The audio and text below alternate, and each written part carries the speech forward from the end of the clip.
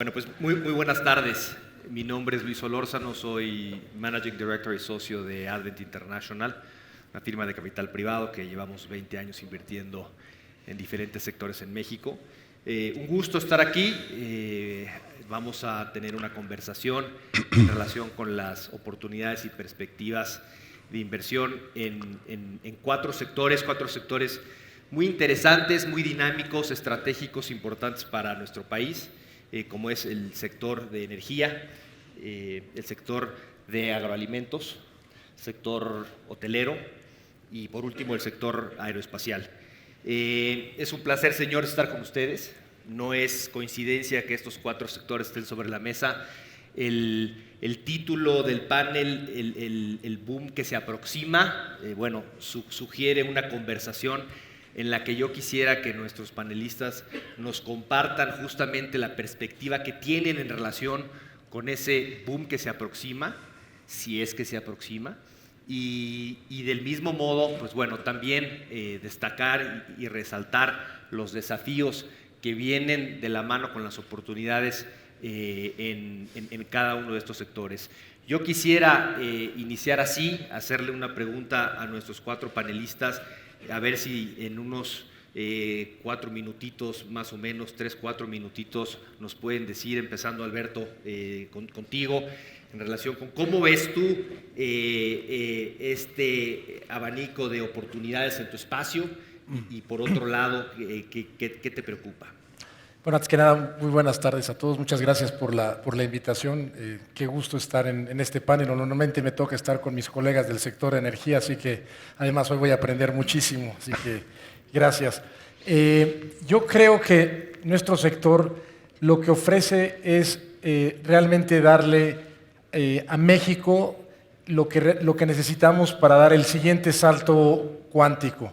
El potencial que tiene el sector energía, pero no solo el potencial que tiene el sector energía, sino el potencial que tiene en el resto de la economía es francamente espectacular. No nos damos cuenta del impacto, de la fuerza que tiene el haber abierto completamente la cadena de valor en el sector energía y el impacto que va a tener en el resto de la economía, en manufacturas, etcétera. Nosotros anunciamos la semana pasada, hace 2 semanas, tan solo en la parte de downstream, inversiones por $1,000 millones en los próximos 10 años, pero eso es una gota de todo lo que se puede detonar en el sector, realmente en el sector de energía. Creo que tenemos la oportunidad de darle la vuelta al país en muchos temas. Yo quizás resaltaría que es uno de los sectores que sin duda la reforma se empieza a ver ya de manera clara, empezamos a ver las inversiones, empiezan a detonar. Yo cuando platico con mis colegas del sector, ya sea viento, gas, electricidad, etcétera, todos están hablando ya de los retos que están enfrentando con la implementación. Una conversación que hace 5 años no hubiéramos podido tener. De continuar con este ritmo de rondas y con este ritmo de inversiones y con esta profundización de la reforma, a lo que tenemos enfrente de nosotros son, en un espectro de 10 años podemos empezar a recibir inversiones anuales de $25,000 millones, que es más o menos lo que recibe este país hoy en día en inversión extranjera directa. Y yo creo que en un transcurso de 10 años de continuar con la misma fuerza con la que vamos en estos últimos 2 o 3 años, podríamos generar esa espiral de círculo virtuoso, pero obviamente con esa continuidad, que ahí es donde reside el reto, ¿no? La continuidad de continuar haciendo más y más y más, ¿no? Es un sector, es una reforma donde la transparencia ha sido realmente pulcra, donde realmente la visión de largo plazo ha sido muy clara y donde todos los que estamos en este sector compitiendo estamos viendo con mucho interés hacia dónde se desarrollan las cosas y cuáles son las políticas que van a seguir el siguiente gobierno hacia adelante. Pero sin duda una reforma que ha sido rápida, que ha sido transparente, que ha sido profunda y sin duda una reforma que necesita continuidad, que necesita simplificación, como todas estas cosas se vuelven complicadas y que necesitamos todos comunicar muy bien, porque es algo que la gente a veces no lo entiende hasta que va a cargar gasolina en una estación de servicio o que a lo mejor paga el recibo de la luz en su casa. Pero tenemos que comunicar hacia dónde va esta reforma. Muy bien. Don Carlos, desde tu perspectiva.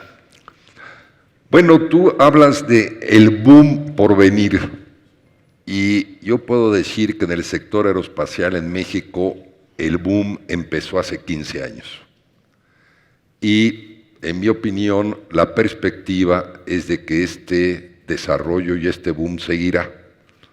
¿Por qué? Porque aun cuando en México ya teníamos una presencia del sector aeroespacial en partes, sobre todo en los estados del norte de la República, realmente fue a partir del año 2005 cuando se decide instalar Bombardier en México, crear el Parque Aeroespacial de Querétaro, crear la Universidad Aeronáutica de Querétaro, que representó un imán de atracción muy importante para las empresas que participan del sector aeroespacial a nivel internacional.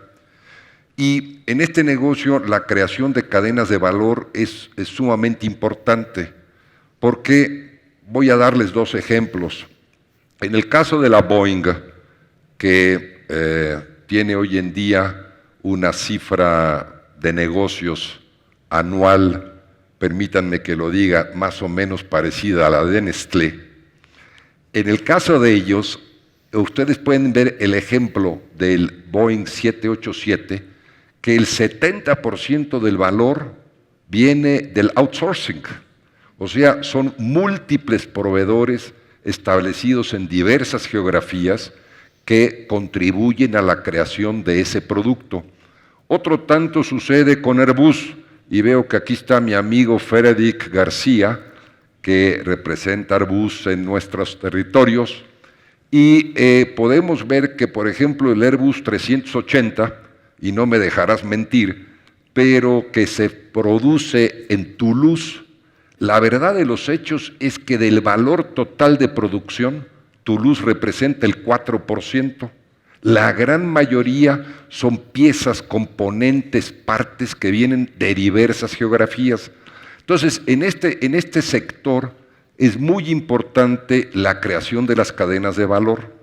Y yo creo que la perspectiva para nuestro país, y lo vemos con las inversiones que siguen viniendo en el sector aeroespacial, mucho en desarrollo en el estado de Querétaro, pero también en los estados de Baja California, de Chihuahua, de Sonora, de Nuevo León, ofrece una perspectiva envidiable para el sector aeroespacial.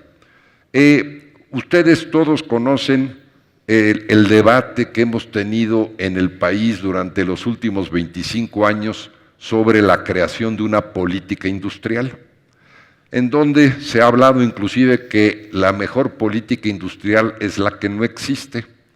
Bueno, yo a juzgar por la experiencia de países que han tenido una política industrial centralizada o bien en economías centralizadas, pues la verdad de los hechos no puedo estar en contra de esto. Lo que sí es muy importante, y creo que para nuestro país es crítico, es identificar cuáles son aquellos sectores, 15, 20, no más, que serán estratégicos para el desarrollo de México, en donde apostemos, invirtamos, busquemos el consenso del sector privado, del gobierno, de la academia, para definir qué necesitamos complementar para poder ser un jugador importante en esa categoría.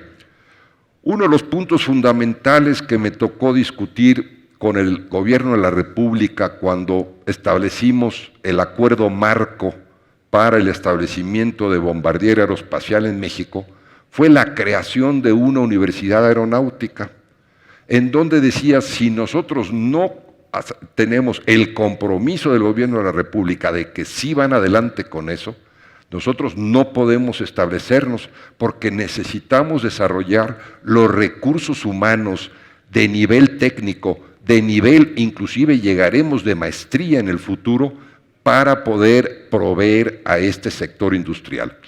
Creo que este es un sector que ofrece extraordinarias perspectivas para nuestro país y a pesar del debate que tenemos hoy en día acerca del tratado, hay que decir que hoy en día hay una diversificación ya muy importante de mercados a donde se dirige la industria aeroespacial.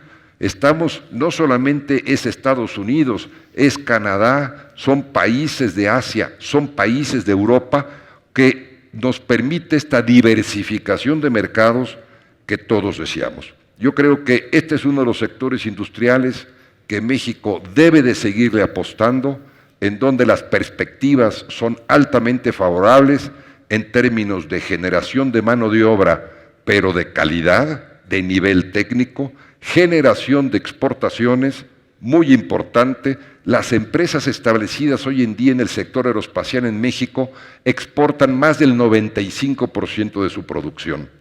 En el sector de generación de tecnologías, de integración con las universidades y los centros tecnológicos en nuestro país, es decir, para mí son todas las aristas que ofrece el sector aeroespacial altamente favorable para nuestro país.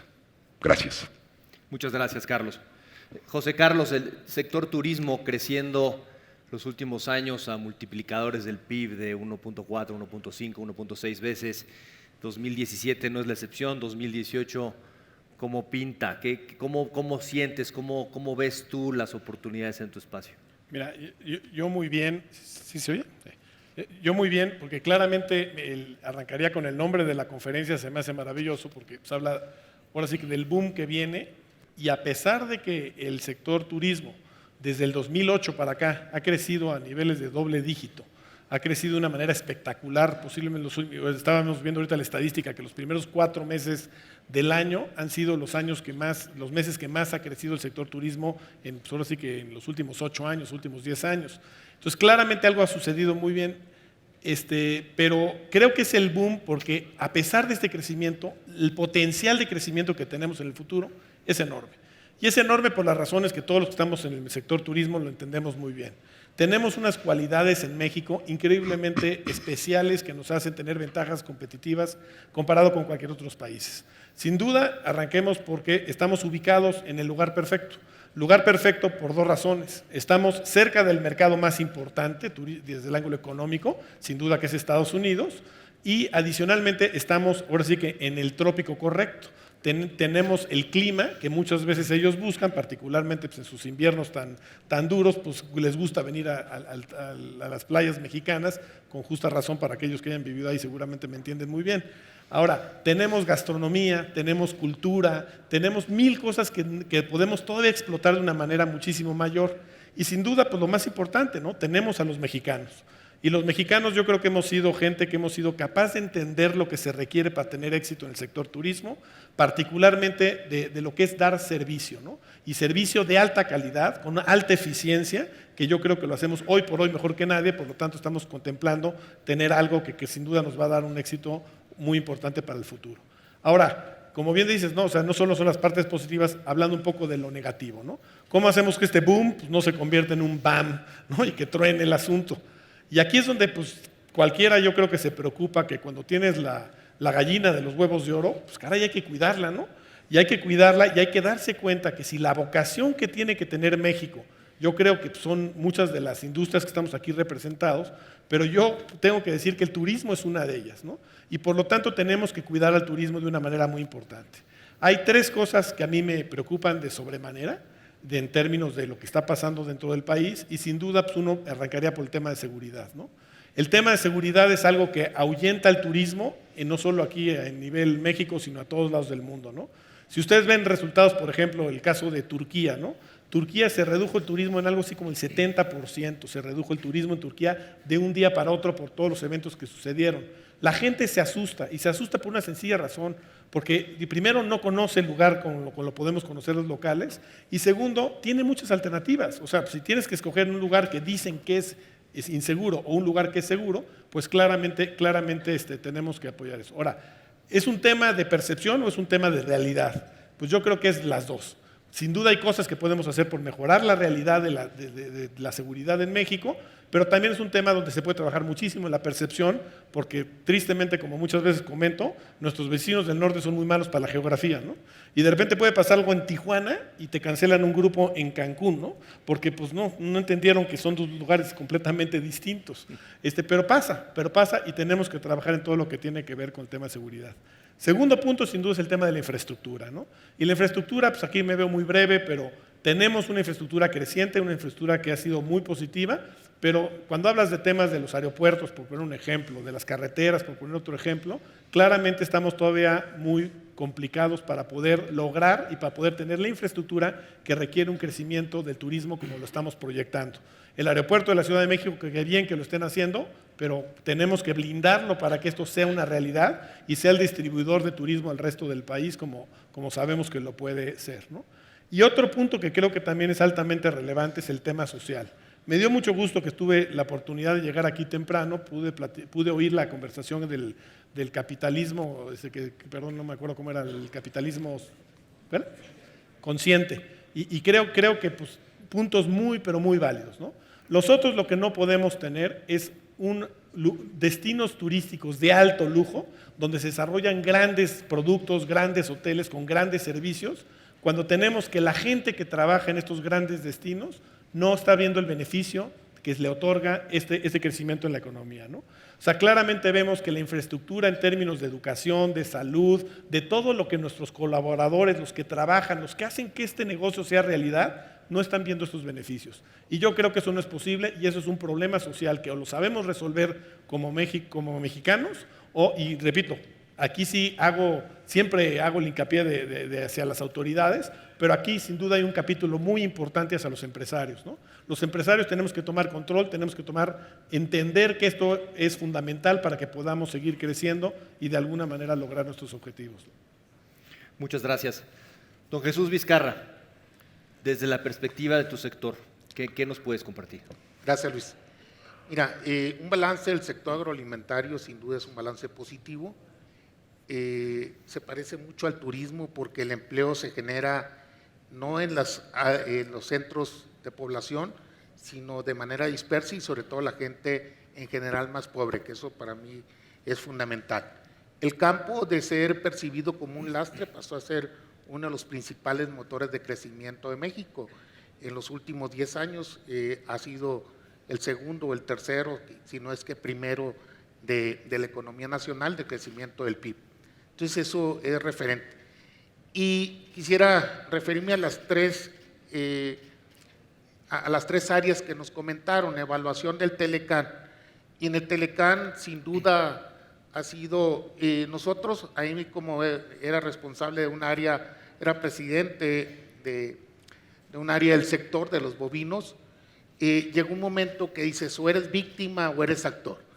Y en ese sentido optamos por dejar de lamentarnos. Yo aquí tengo un reconocimiento a las autoridades de ese tiempo porque hicieron una extraordinaria negociación del tratado, la verdad. Y eso le ha permitido crecer 7 veces al sector en los últimos 22 años.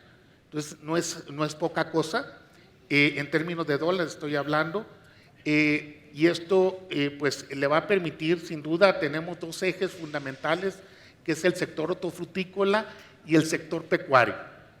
La balanza, la generación de divisas y el PIB es similar al turismo. Yo creo que serían de los 2 motores más importantes actualmente en México. El segundo era la tecnología, qué tanto influye, qué tan determinante es en el sector. Para mí la principal tecnología son las ganas, es el compromiso, es el sacarle raja a lo que tenemos y creo que ahí los sectores más importantes le han venido sacando. El crecimiento de la producción en términos de hectareaje ha crecido 13% en los sectores, sin embargo, en la generación de valor en la cadena ha sido muy, muy relevante en este crecimiento. Y el tercer eje fundamental es la perspectiva. Yo creo que no puede haber para ningún sector perspectiva sin inclusión. Realmente tenemos una gran deuda con la gente que menos tiene y no es rollo político. Yo soy muy en contra de la inequidad ofensiva. Creo que ahí tenemos, al menos en la estrategia de nuestras empresas, de nuestras iniciativas, siempre tiene que ver agrupar demandas o agrupar ofertas. Realmente desarrollar los eslabones y realmente si tú no piensas en la demás gente realmente con un compromiso serio de poderlo sacar, va a servir de muy poco solamente el éxito económico.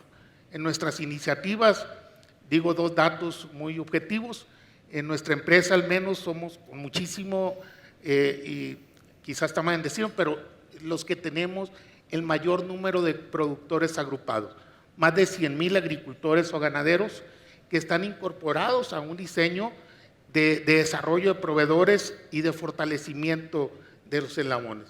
Y por otro lado, cómo va disminuyendo intermediarios y busca la generación de escala, la accesibilidad. La misión, por ejemplo, de su carne es llevar la mayor accesibilidad de proteína de más calidad, más barata a la gente del mundo.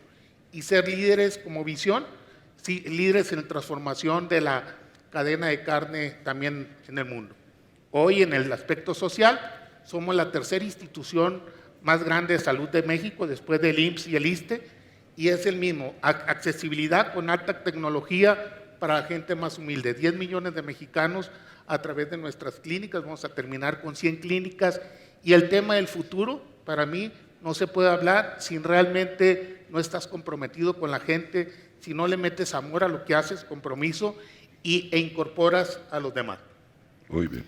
Muy bien, y la verdad que muchas gracias por todos los comentarios, y me detengo y hago un énfasis en ese factor, aspecto social que Jesús y José Carlos han destacado, que creo que permite ver que se pueden construir empresas líderes sin descuidar, sin perder un enfoque en elementos de inclusión social que finalmente son lo único que va a garantizar de largo plazo el sostenimiento de cualquier modelo económico. Así que simplemente resaltar esa parte. Don Carlos, una decisión como la de Bombardier de venir y llevar a cabo las inversiones en México que ha realizado, y recogiendo una palabra que mencionó José Carlos, ventajas competitivas.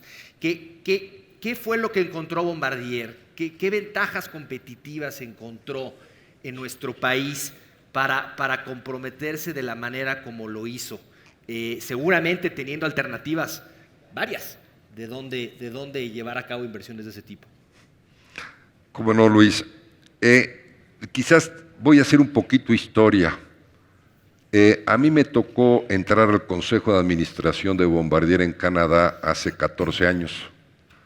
Y uno de los primeros planteamientos que hice en ese consejo fue: quiero que me expliquen cómo esta empresa va a ser competitiva en el largo plazo contra Embraer de Brasil, cuando todas sus fábricas están en Estados Unidos, Canadá e Irlanda del Norte. Esto fue el disparador de un estudio de competitividad que se mandó a hacer para ver dónde se justificaría empezar a desarrollar un clúster aeroespacial que mejorara las condiciones de competitividad de la empresa y poder competir contra otros, y específicamente contra Embraer en Brasil. Ese estudio cubrió 5 países. Cubrió China, Taiwán, Corea, por supuesto del Sur, Malasia y México. Y al final de este estudio de competitividad, México no salió en el de menor costo, pero ganó por una ventaja y que fue la logística, la ubicación geográfica frente a los demás fábricas que tendrían que integrarse en la cadena productiva. Esto fue el disparador de decir: lo vamos a hacer entonces en México. Y vino la segunda pregunta: ¿en qué lugar de México? Compitieron 5 estados de la República: Chihuahua, Sonora, Coahuila, Nuevo León y Querétaro. ¿Qué fue lo que puso en la mesa Querétaro que los demás estados no podían ofrecer en la misma proporción? 80 hectáreas pegadas a la pista de un aeropuerto internacional. Tenía la ventaja Querétaro de haber construido recientemente el aeropuerto internacional. Yo se lo dije al gobernador: mire, nosotros no necesitamos 80 hectáreas, pero me viene una idea: ¿por qué no creamos un parque aeroespacial allá, donde puedan venir proveedores nuestros, inclusive competidores nuestros, Y lo que sí me gustaría es escoger el primer terreno de ese parque aeroespacial, cosa que fue acordada. Y de ahí fue que empezó este desarrollo que con una gran confianza, porque tenemos una ventaja en Bombardier, y es que en el año 92, acabamos de cumplir 25 años, me tocó asesorar a Bombardier en la privatización de la Compañía Nacional de Carros de Ferrocarril, que era entonces propiedad del gobierno y que el gobierno decidió privatizar, y estando Bombardier activa en proyectos de metros y de trenes, les hacía yo ver las ventajas de participar. Debo de confesar que durante los primeros años no me dieron en absoluto la razón, porque la limpieza interna y el sindicato y todos los problemas fueron muy grandes, pero esto les dio un conocimiento del país, una identificación con el país que ayudó mucho en el campo del proyecto aeroespacial. No olvidemos que Bombardier es una empresa prácticamente 50% trenes, 50% aviones. Entonces, esto era un punto de referencia para mí importante. Esto ha permitido que hoy en día, desde la fábrica de Ciudad Sagún, pues exporten los carros de metro, del metro de San Francisco, del metro de Nueva York, del metro de Toronto, del metro de Chicago, del tren elevado de Riyadh en Arabia Saudita. 95% de la producción es para la exportación. Lo mismo sucede en el sector aeroespacial, ahí es 100% de la producción es para la exportación. Entonces, yo diría este factor de ventaja comparativa que México ofrecía, por un lado, con las cualidades de una negociación que se pudo hacer en un acuerdo marco con el gobierno de la República, permitieron comprometer esa inversión con una perspectiva de futuro que se ha venido desarrollando muy bien. Muy bien, muchas gracias. Alberto, a mi lado derecho hablaron de seguridad, de infraestructura, sí, el aspecto social como elementos a tener en cuenta en la sostenibilidad de esta dinámica. Desde tu perspectiva, ¿qué se debe tener en cuenta y presente para darle continuidad a una dinámica que nos has compartido? Es una dinámica muy positiva. Sí. Realmente lo que tú nos compartes, lo que nos cuentas, pues hablan de un contexto sumamente favorable que ojalá lo pudiéramos ver en otros sectores. Pero ¿qué debe tener en cuenta México? ¿Qué debe tener en cuenta el empresario para promover y para cuidar y darle sostenibilidad justamente a esa dinámica? Yo creo que lo que tenemos que reconocer es que sin duda es una posibilidad que está ahí para que sea aprovechada por el país, pero tenemos que trabajar mucho para lograrla y para consolidarla, y de ahí la importancia de la continuidad en el mediano y largo plazo. A nosotros no es distinto de otros sectores, el tema de la seguridad sin duda es un tema que nos preocupa, porque no hay nada más importante para nosotros que nuestros empleados puedan llegar a trabajar y se puedan regresar a su casa sanos y salvos. Entonces la seguridad, el trabajo continuo con las comunidades también es un trabajo muy importante, porque tenemos que convencerlos, así como los convencen ustedes, de que se pueden hacer parte de y que todos somos parte de este sector. Entonces ese tipo de retos son de los que tenemos que trabajar, pero hoy sin duda el reto más grande es que la gente entienda que este es el detonador de muchas de las otras áreas de la economía, y el tener un mejor nivel de vida nos permite acceder a energía eléctrica, a tener gas en nuestras casas, a querer incluso manejar un coche, etcétera, y tenemos que entregar más energía, que es lo que está demandando la gente, pero de manera más sustentable, ¿no? Entonces es esa relación entre dar más energía, pero al mismo tiempo hacerlo de manera sustentable. Está clarísimo. José Carlos Jesús, desde su perspectiva, ¿algún comentario adicional? Que creo que el tiempo se nos está yendo y queríamos todavía abrir quizás para alguna pregunta del público, pero ¿algún comentario adicional? Yo igual nada más menciono algo rápido, porque creo que va la audiencia que estamos viendo y de muchas de las pláticas que se tuvieron, ¿no? Vivimos unos mundos, yo creo que todos podríamos hablar de lo mismo, un mundo terriblemente cambiante, ¿no?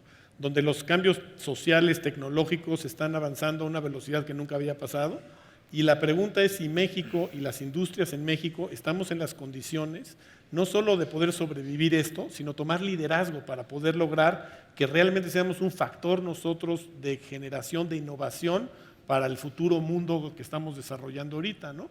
Y sobra decir que mi pregunta trae respuesta, y mi respuesta es sí somos, sí somos. Y creo que lo que muchas veces no sucede en un país como México es que los que menos nos las creemos somos nosotros mismos, ¿no? Entonces yo sí hacer hincapié en que estamos en una oportunidad muy buena y que a través de conocimiento, de innovación, de las capacidades innatas que traemos nosotros en México, como país y como sociedad, podemos pensar de que, ¿por qué no? Deberíamos estar en los altos niveles generando, pues ahora sí que lo que el mundo entero podría beneficiarse gracias a lo que está pasando en México, ¿no? Muchas gracias, Jesús. Dos cosas básicamente, tenemos un país que va embalado, que va muy bien, sin embargo, la gente pobre eso no lo entiende, no tiene por qué entenderlo. Hay necesidades muy importantes en nuestro sector, hay extrema pobreza real y tenemos que buscar algo para cambiar esa tendencia, mandar una luz de esperanza para la gente. Y el segundo es que generalmente todos le queremos echar o la culpa o transmitir la responsabilidad al gobierno. Yo creo que la gente que más tenemos en síntesis, conocimiento, experiencia, recursos, talento, tenemos que tenerlo más al servicio de la sociedad. Creo que ese es un reto para toda la sociedad y al menos cada quien tenemos que ir aportando lo que mejor podamos. Muchas gracias, don Jesús. Pues aunque estamos, creo que con muy poco tiempo, quizás tenemos espacio para una pregunta del público. Adelante. Sí, adelante. Gracias. Si hablas fuerte, yo la repito por ti.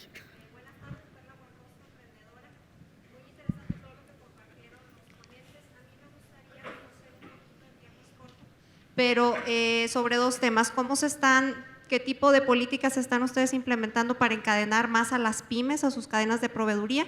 Si pudieran comentar un poco al respecto. Y número dos, veo puros caballeros en el panel, ¿qué están haciendo sus empresas para acelerar la igualdad de oportunidades de mujeres dentro de sus empresas y de sus cadenas de proveeduría? Gracias. A ver, jóvenes. Yo me aviento a contestar la segunda. Bueno, y es la más complicada. No, y te voy a decir por qué. Porque curiosamente algo que es muy importante del turismo es que en el turismo es un extraordinario empleador de mujeres, ¿no? O sea, nosotros ahorita en Posadas por primera vez no puedo decir somos, son más mujeres de lo que son hombres. De los 17,600 personas que trabajamos en Grupo Posadas, hay más de la mitad que son mujeres. Pero lo más importante, a mi juicio, es en qué puestos están creciendo, ¿no? Y estás empezando a ver nosotros en la empresa posiciones de gerencias de hoteles, que si se los ponen a pensar, pues el gerente de hotel es una persona increíblemente líder, activa, motivada, y están siendo, digamos, nosotros nunca vamos a hacer una distinción de por qué eres mujer o por qué eres hombre, es quien gane la posición quien más lo merece. Pero lo que está sucediendo es que las personas que más lo están mereciendo últimamente son mujeres. Yo no me cabe la menor duda, que por lo menos en el sector turismo vamos a ver que cada vez más el sector de las mujeres va a ser más importante que el sector de los hombres por la naturaleza de la industria, yo creo, por mucho de lo que se platicó en las conversaciones anteriores, y honestamente no me puede dar, como papá de una hija, esposo, etcétera, etcétera, nada me puede dar más gusto porque creo que se lo merecen, es la verdad. Muy bien. Muchas gracias. ¿Alguien quiere contestar la primera pregunta? No, yo quiero sumarme a lo que decía José Carlos y hacerte, Carla, una referencia. En los últimos años, hasta hace 2 años y durante un periodo de 4 a 5 años, la vicepresidencia de operaciones del clúster aeroespacial de Querétaro fue presidido por una mujer, una ingeniera aeronáutica canadiense que se vino con su esposo y su hijo a vivir y a trabajar en México y que le dio un gran empuje al desarrollo también de mujeres en la operación de Querétaro. O sea, sí hay, no tantas como nos gustaría, y comparto tu opinión, José Carlos, es algo que todavía tenemos que proyectar mucho más en nuestro país. Muchas gracias. No, Cortaron el aire. Nuestros ponentes. Oye.